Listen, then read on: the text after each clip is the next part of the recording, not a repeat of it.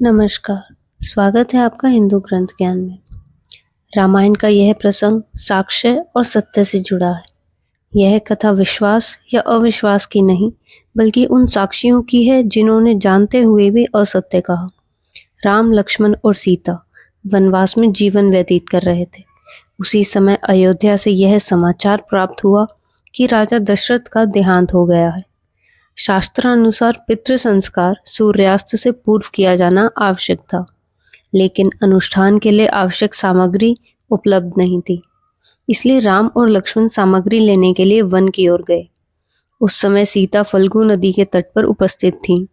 नियम को रखते हुए सीता ने स्वयं आर्थिक और वैधानिक रूप से पितृ संस्कार की विधि संपन्न की।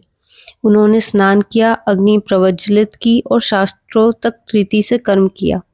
अंत में आकाश से राजा दशरथ की वाणी प्रकट हुई। उन्होंने कहा कि उन्हें किया गया संस्कार प्राप्त हुआ है। इसके पश्चात सीता ने 5 साक्षियों का उल्लेख किया: फल्गु नदी, अग्नि, गाय, केतकी, पुष्प और वटवृक्ष। राम के पूछने पर फल्गु नदी ने असत्य कहा कि उसने कुछ नहीं देखा। गाय ने भी वही असत्य दोहराया। अग्नि ने भी साक्ष्य देने से इनकार किया। केतकी पुष्प ने भी सत्य को छुपाया।